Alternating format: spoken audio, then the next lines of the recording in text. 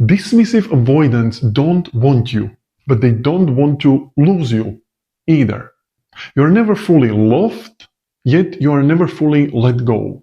You lie awake at night wondering, why won't she let me in? And if she doesn't want closeness, why does she keep holding on? Hi, my name is Matusz, and I've been a hypnotherapist and relationship coach for the last 8 years, helping men heal from avoidant attachment dynamics. I've seen how this pattern traps even the strongest men in emotional limbo. And by the end of this video, you'll finally understand why she keeps you close but won't commit. And you'll know exactly how to stop being pulled into her push-pull cycle without resentment or endless analysis. Here is what we will cover. Why dismissive avoidants act this way, the survival logic behind their distance. How this dynamic erodes your confidence and keeps you stuck chasing breadcrumbs. And the steps to reclaim your power, reset your nervous system, and move forward as a grounded, secure man. Now, this is the paradox of the dismissive avoidant. They don't want you, but they don't want to lose you. And if you've been on the receiving end of that confusing push and pull, you know how draining it is. But here is what you need to understand. This isn't just coldness or games, it's survival. Dismissive avoidants usually grew up in environments where vulnerability wasn't safe, intimacy wasn't modeled, and emotional needs were dismissed or punished. So they learned early that self-reliance is safety and needing someone else is weakness. As adults, even if part of them craves connection, their reflex is to shut down the moment things get too close. That's why she might chase you just enough to spark your hope, then pull away the second it feels real. For her, love doesn't feel safe, it feels like a trap. Even though she pulls away, she still wants the comfort of knowing you are there.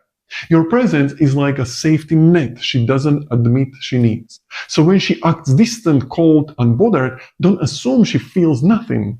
What's happening beneath the surface is an internal war. One part wants connection, the other part fears it. That's why you get breadcrumbed. Just enough attention to keep you from walking away, but never enough intimacy to build something solid. And when you finally start pulling away, setting boundaries or choosing yourself, that's when she panics. Not because she suddenly wants a real future with you, but because her safety net is disappearing. So she reaches out in vague ways. I miss you without real commitment. Let's be friends without intimacy. It's not a full return, it's her comfort zone. Close enough to feel secure, far enough to stay untouched. Being in this cycle erodes you. You start questioning your own reality. You wonder if you are asking for too much. You walk on eggshells, afraid of pushing her away.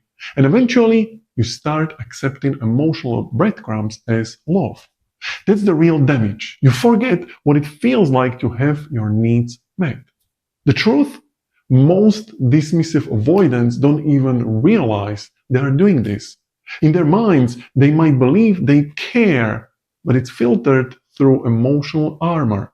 They confuse control with connection. They mistake distance for maturity. And they don't see that love without vulnerability isn't love. It's management. So when she says, I don't want a relationship right now, or I'm not needy, believe her. Not because she's a bad person, but because that's her current capacity. And here is the hard truth. No amount of patience or sacrifice will change that for her. That work is internal, personal, and voluntary. But here's the part most men miss. Dismissive avoidants do think about you. They do feel your absence. They do miss you.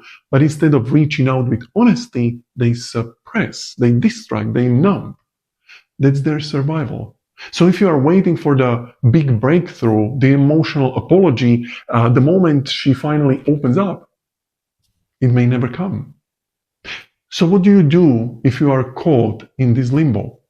First, Stop decoding her behavior. You don't need to analyze every silence or every text. Shift the focus back to you. Ask yourself, what do I need? How do I feel about this? What would it be like to be with someone who can meet me fully?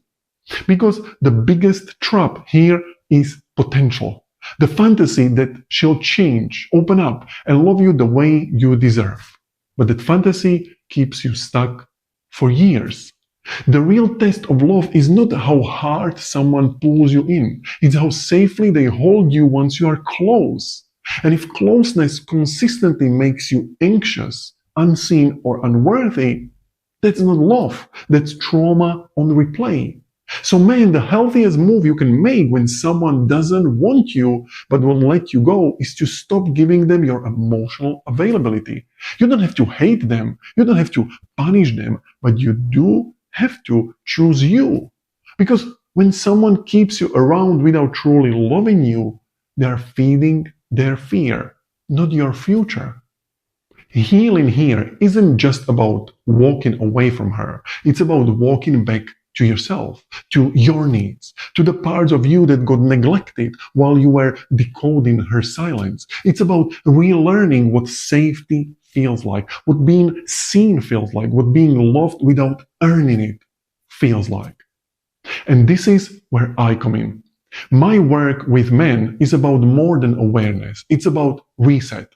Inside Love Leaders, I guide men through the panic to peace and fresh start protocols, where we calm the nervous system, break the chasing reflex, and rewire what love even feels like in your own body. Because if you don't reset, you'll keep mistaken anxiety for attraction.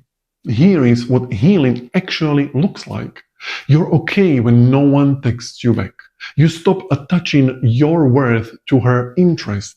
You rebuild mornings and routines that make you strong. You stop apologizing for the cracks and the mess, and you start leading your own life again. And once you do, something shifts. You stop chasing women who don't want you. You stop negotiating your worth. You stop waiting to be chosen, and you start choosing yourself. That is when you become the man who can recognize real love when it shows up. Not because you begged for it, but because you build the strength to let go of what wasn't love in the first place. So here is my invitation. First, hit subscribe. Every week on this channel, I share tools to help you calm down, reset, and reclaim the leadership in your love and life. Second, if you are ready to go for a deeper work, check the links in the description. I'll walk you through these protocols step by step so you don't just survive the breakup, you rise from it.